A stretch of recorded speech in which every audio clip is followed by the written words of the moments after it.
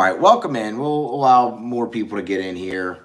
Share, please. Smash the like, share the stream. Get it in front of more people. I understand this is a Friday against Omaha, and LSU did not play their best game, but they won. And there's important things in them not playing their best game tonight that I think were huge. We'll go through all of it from pitching to not a banner offensive day, obviously, and not banner conditions to have an offensive day. There were some things we talked about with Omaha in our preview that I think you definitely saw in this game. So the rest of this series should be interesting. Smash the like, subscribe. It's Moose with the Box, presented to you by Got Lit Lights. We'll go ahead and kind of start to break things down from this game. 4-2, your final. LSU wins. They move to 5-0. That's the most important part of all of this. We'll nitpick parts of this game because that's what we have to do, obviously, in this format where we react immediately to every game, but it's baseball and things of that nature. So let's go ahead. We'll kind of just start rolling through it here. We'll start just from the top. Cade Anderson, first hitter, gets ahead of him, and then he's hit by the pitch. But credit Anderson after that, gets the next two guys, and then Babin, the hitter that was hit, was thrown out stealing, so he faces the minimum in the first inning. That was great. You have a couple guys reach in the bottom half. You don't get anything across. Okay, no harm, no foul. A quick 3-up, 3-down inning for Anderson with 2 strikeouts in the second, and then that's when LSU in the bottom half really punches through. That's when Milam reached on the error, hit it to first base. It was the hop. Braswell followed that with a walk, and then Jake Brown, who got off to a great start at the plate in this ballgame, singles through the right side to push across the first run of the game. And then you have Hernandez hitting to the double play, but it pushed a run in. So we would have loved to have seen him not hit into the double play, but it did force a run across, and LSU's out to a 2-run lead at that point. From there on, I mean, Cade Anderson really just mowed him down. He cruised for the next 3 innings. I mean, his first 3 were great. He faced the minimum through 3, didn't walk anybody, struck out 4, threw 27 pitches, 20 strikes. Like, he was awesome in the first 3 innings, and then continued to cruise for the 4th and the 5th, which you saw in between there. LSU was able to scratch a run across in the bottom of the 4th inning. Again, it was Hernandez doing the damage. Braswell leads off with a walk, but then he is picked off at first, which was brutal, by the way. I mean, leadoff walk, you do not want that erased on a pickoff, but Jake Brown comes right behind him, second hit of the day, doubles to left center field, and then Hernandez trades places with him, RBI double, gets LSU up 3-0 in that spot, and then they add another run in the bottom of the 5th, sacrifice fly by Milam after Jones and Larson lead off with walks. You bunt them over with Dickinson, and Milam gets the sac fly, and that pushes across LSU's 4th run of the game. At that point, it was 4-0. Then you get to the 6th, and this is where some problems started happening for Cade Anderson. And it was the way I will describe this for Anderson, he pitched very well. Like, he got the win. He's 2-0. Like, he pitched very, very good. I'll give you some overall thoughts on his outing momentarily. But the way that 6th inning went, that was a really tough way for that outing to end for Cade Anderson. He walks back to lead off the inning on 5 pitches. After getting a sacrifice bunt, he walks Babin immediately after that, after he was ahead in the count 0-2. Lost him on 4 straight after, walks him, and then Henry Zapay, who we talked about in the preview, who was hitting over 500, and that kid had a great day today against LSU. Singles through the left side. That chases home the first run of the game. Trout follows that up with a single as well and loads the bases. You get Bishop. That loads the bases, and that was it for Anderson. You go get Connor Benj, which was interesting. It's a newcomer, but it's a veteran in that tight spot with the bases loaded in a 2-run game.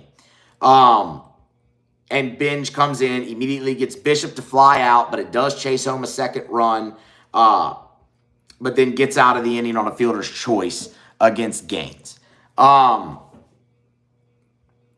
So that chased across the runs, and then from the rest of the way there, LSU's bullpen did what they do. They hung up zeros.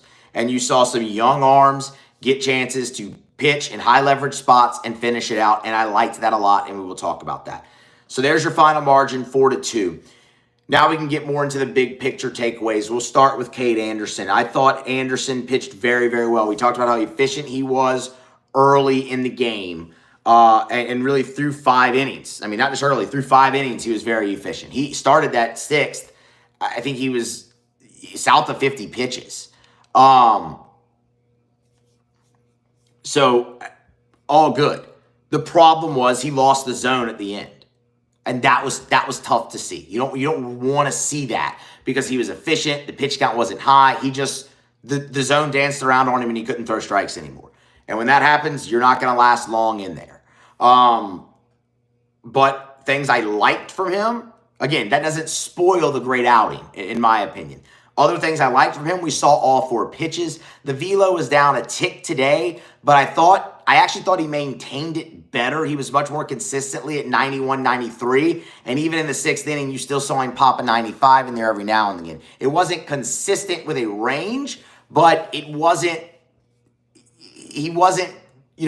chasing velo, I wouldn't say, in that ballgame.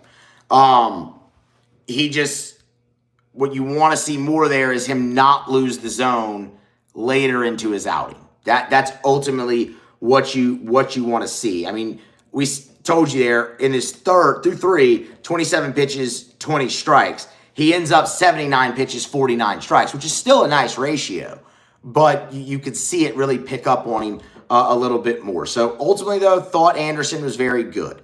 And yes, Fred, that's a great point. The velocity was down for everyone. It was cold. It was a miserable day in Baton Rouge. It just was. When I left the house this morning, it was 27 degrees. That sucks. Okay? That's terrible. And that also factored into the offensive struggles. But I also have thoughts on that too.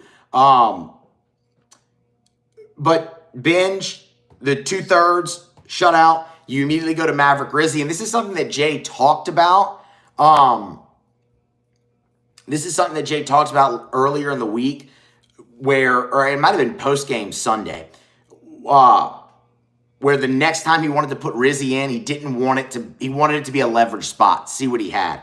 Maverick Rizzi pitched really well. 20 pitches, 13 strikes, really nice ratio. Shutout inning, did allow the 1 hit, but didn't walk anybody, struck out 1, hung a 0. That's what you needed. And then you got to see Cason Evans, and Cason Evans pitched really well. 2 innings, no hits, no runs. He did have the 1 walk, but he punched out 5. And at least 3 of them were looking, which he had Omaha really, really off balance. Final thing I will say about the pitching, I liked seeing the young guys get the leverage spots late in the game. You want to see what you have. And you might not have many of these opportunities this early in the season. You had one here. You threw them out there, and they responded. The moment, again, wasn't too big for them. And that's really, really, really important. We talked about that after weekend 1. And it was evident there. Now, granted, it wasn't leverage spots, but it was still your first time on the mound, at the box, all of those things. And they were really good. Now you saw Rizzi and Evans in leverage spots, and they both responded by throwing up zeros. LSU's bullpen, still to this point in the season, 5 games, has a 0 ERA. The pitching was very, very good today. And I will tell you this, that's a scrappy lineup from Omaha, and that's something that we thought. We talked about that in the preview. They have a lot of veterans back in that lineup. Guys like Zapay, guys like Bishop, guys like Dick. There's a lot of guys in that lineup who were part of a team that are in the number 1 seed in the Summit League title, in the Summit League tournament. a season ago, and you have them back. And then you have a guy like Sam Beck, who has power forward experience. That's a scrappy lineup. So I thought LSU really acquitted themselves well on the mound today. 3 walks, just 3 walks, 14 strikeouts. You saw them pound the zone. And that's ultimately what you want to see. And they did that again today. So hats off to the pitching. I thought they were very good. You would have just loved to have seen Cade Anderson's outing end a little bit better for him, especially given the first 5 innings, the way it started. We're going to get to the offense here because this is a conversation that I want to have, because there were positives and there were negatives. But it's 5 games in. We will get there. Gauntlet light installers. Have to tell you about them. Not just Christmas lights anymore, y'all. Permanent outdoor landscape lighting, as well as temporary lighting for any event that you want to host. GauntletLights.com. Work with my guy Derek and his team over there. You will not regret it. They are fantastic when it comes to relationship building and customer service. GauntletLights.com. Events you're hosting, private events, weddings, anniversaries, engagement parties, anything of that nature, birthdays. You need lights, Gauntlet Lights. Same policies as Christmas lights. You design it. They meet your design to a T. Install it, maintain it, store it, anything that you need, Gauntlet Lights. Maybe you just want to illuminate your space in your backyard. You just redid it, or you want to brighten up the front of your house. Gauntlet Lights, their new permanent landscape lighting as well over there. And of course, they will still do the Christmas lights, and they're still in the decoration game too. Mardi Gras, Easter, you want some wreaths, things of that nature. Gauntlet Light Installers, GauntletLights.com. They bring you Moose at the Box every single day here through baseball. All right, the offense for LSU. The big hit eluded this team a lot in this game.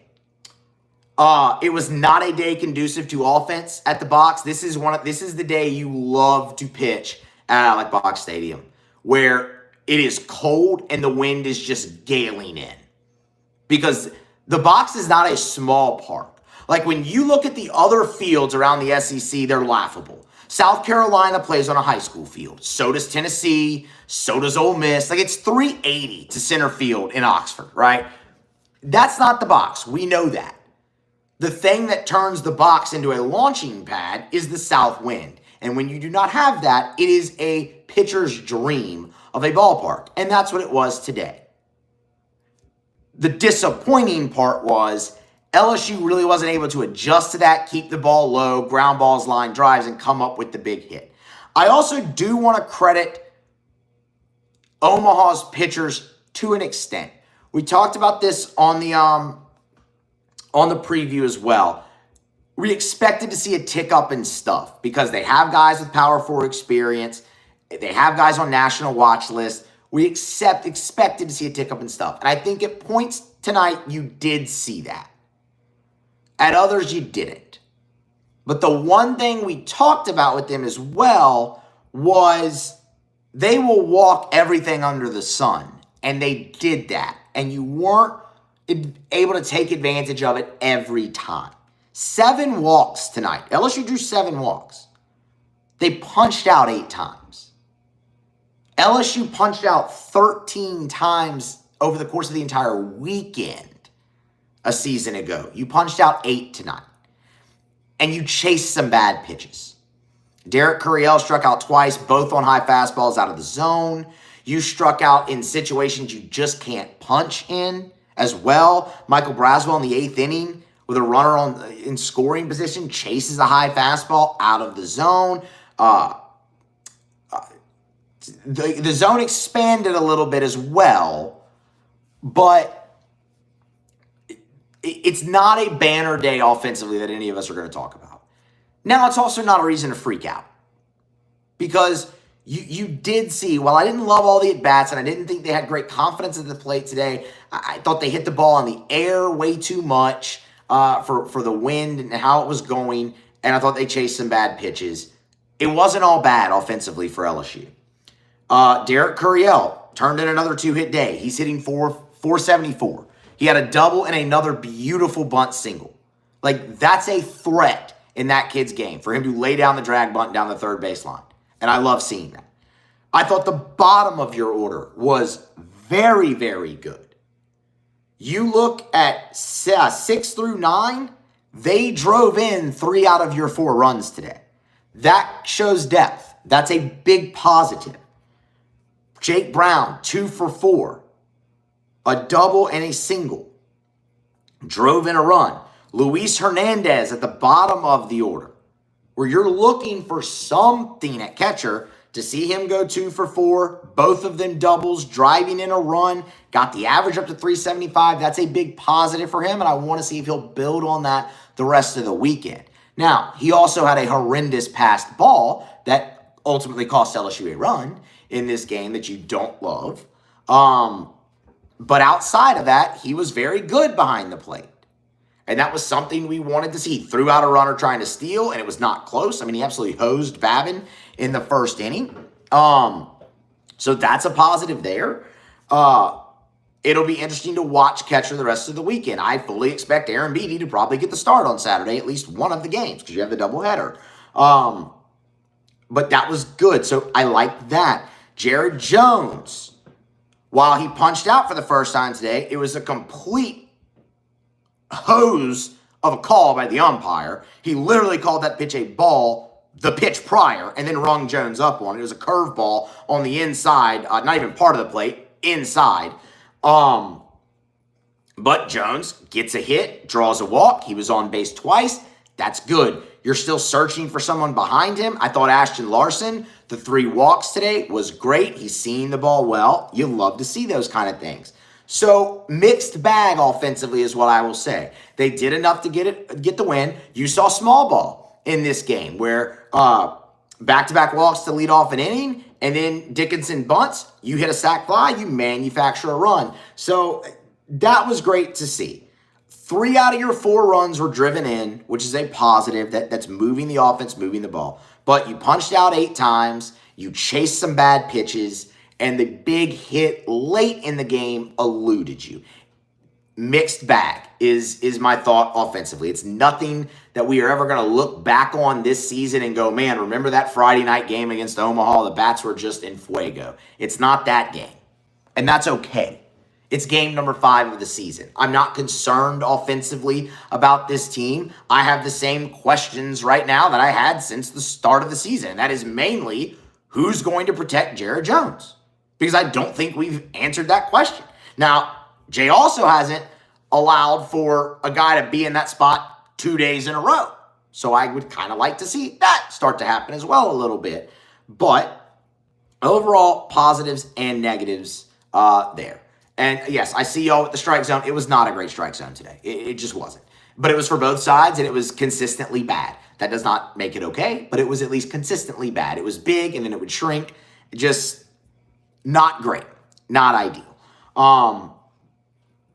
But, I mean, overall, okay. Like, mixed bag offensively, and you'll move on to tomorrow where hopefully you have some better weather conditions. It'll still be cold, but the sun should at least be out for that first game. And hopefully it will be more offensive. Because if it is, I like LSU against this Omaha pitching staff an awful lot. Because of the free passes they issue. 8 of them today.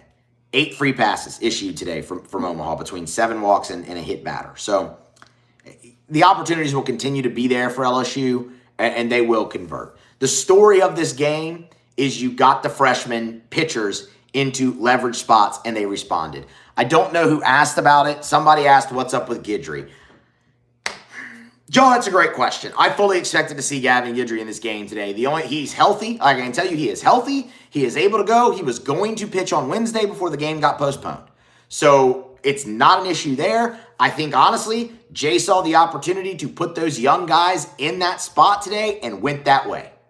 That is honestly what I think happened, and they responded, and that's very, very, very good. So 2 thumbs up there. Y'all smash the like button if you have not already. And let's go ahead and get some questions in before we wrap things up, and a kind of a thought on the rest of the weekend. I mean, I want to see LSU pitching continue to pound the zone. That's what they've done very well all season long. I mean, they struck out. How many did they strike out today? 14. They had 52 coming in. So you're looking at 66 strikeouts to 6 walks. To 5 walks on the season for this team. Or, no, it is 6. They walked one against Southern. So it is 6. 6 walks to 66 punch-outs so far on the season. That is really, really, really good. I mean, talk all you want about competition. Strikes are strikes, and this team's throwing strikes, and they have great stuff. But, all right. C-Dub, 225, talking about Guidry not throwing hard. Okay, yes, but from everything I've heard, I haven't seen him yet, so I want to see him. He is up to 93, 94 consistently. And if that is the case with that breaking ball, that changes the game for him. That changes the map a little bit for Guidry. But we're going to see him at some point this weekend. My guess is tomorrow, because when Jay was asked about him on Thursday,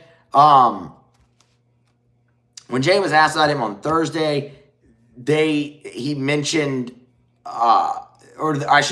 he mentioned he was going to pitch, and then the follow-up was, okay, so you're waiting for Monday. He said not necessarily. So I think you'll see Guidry. Ashlyn asked if we're worried about Chris Stanfield for SEC pitching. No, I'm not. Chris Stanfield has played 2 seasons in the SEC already. He hit 400 over the course of a weekend against LSU in 2023 as a freshman. I'm not. Is he going to be your best hitter? No, probably not. But I trust Jay Johnson to do with Chris Stanfield what he did with Michael Braswell a year ago, and you will see a jump offensively for him. You already are. He had a 4-game hitting streak until today. Like, he already looks better, and he handles the bat well. What you're going to see with Stanfield, it's not always the best hit. That's not always the best, I should say what you're going to see with Stanfield, it's not always that it's going to be a base hit, but he's going to impact the game offensively so much. Moving the offense and things of that nature. He also was, I see Fred saying he hit 285 in conference play a year ago with no one around him. That's very true. And he was also tied for the multi-hit lead for Auburn a season ago. I'm not. I think Chris Stanfield's going to have a great offensive year. I really do. And if he doesn't, y'all can all come back here, point and laugh at me. I know you all would love to do that. Colton Mack says, I was wedding Musso for Halloween. So Colton, you were drunk. That's it. You were drunk and wearing a suit. Because that's really all. That's really all wedding Musso is. Just a good time. And that has been confirmed to me in a few different ways these days. Forgive me, I don't know who just sent that super chat and talked about Ashton Larson being a great outfielder. First of all, we take all Ashton Larson compliments here on this show. Moose with the Box is the official show of Ashton Larson. And we love them even more when they're accompanied by super chats and money. So thank you. That is very, very much appreciated. Okay, more questions. Throw a few more in there. I got a few more times. Then I have to go eat dinner. I'm hungry. I came home, watched the end of the game, and fired up the live stream. Smash the like button if you haven't already. Let's go back through these chats. Randy Jones, wedding Musso is the GOAT. I like to think so. And again, I'm a lot of fun. Yeah, the bride. Shout out Ryan. Love her. She's the bride. Parker G. Should I make an Ashton Larson burner? Yeah. But also, too, Parker, are you the Tommy White? Ashton Carter. $4.99 super chat. Thank you, Ashton. Greatly appreciated there. Parker, are you behind the other burners? Are you Tommy White, that unhinged Tommy White burner who we haven't seen since opening day? Where's he at? That's something that we need back in our lives here. I saw somebody bring up Thatcher Hurd and that he needs Tommy John. That is true, and that is really, really disappointing. That is really disappointing for Thatcher, and you wish him you wish him the best in that. Hold on, let me see. Where was that chat about the rotation? Because I want to answer that. C-Dub.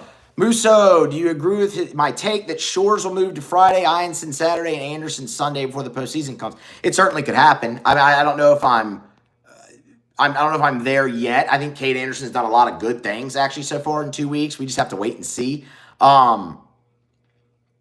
We just have to wait and see. But yeah, that's certainly a possibility.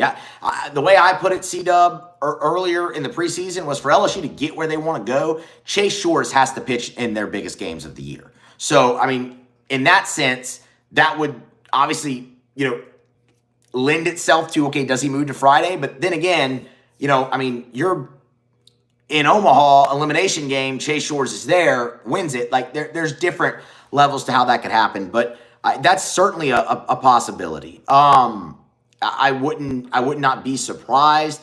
I mean, y'all, the starting rotation for LSU opening weekend a season ago was Thatcher Hurd, Luke Holman, and Javen Coleman. That looked a lot different come regional time in Chapel Hill. So yeah, it rarely stays the same. It rarely stays the same. Who asked about the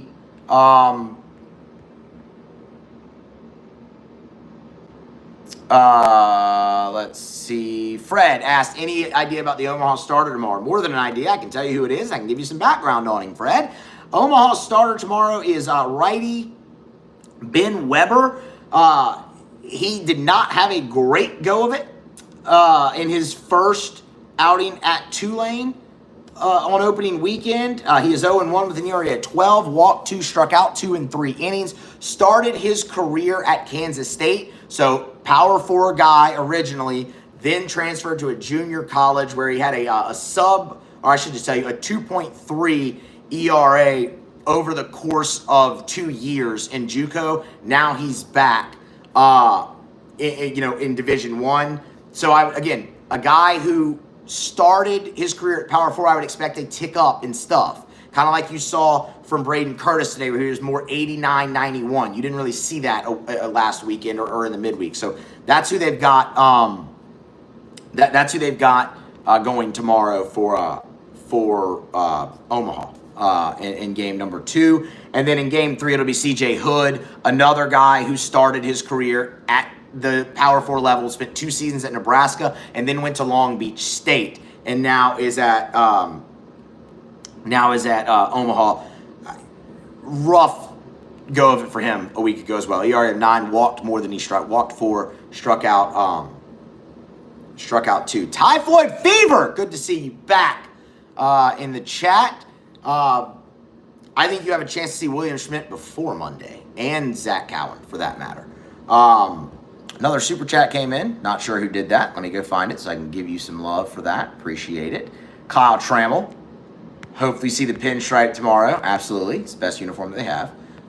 Then thank you for the super chat. Jay Johnson's _orange juice. Do you like Larson to stay behind Jones in the lineup? Maybe. I mean, we've seen him. We've seen Dickinson. We've seen Brown. I think the sample size is too small right now. I think you're going to see somebody else behind him tomorrow. I'd like to see Ethan Fry get a shot to hit behind Jared Jones. The interesting thing is you're facing 3 right-handed pitchers. He hasn't loved to put Fry in there against righties. It's much more against lefties. But we will see. All right, y'all. That is going to wrap it up for today. Smash the like button on your way out.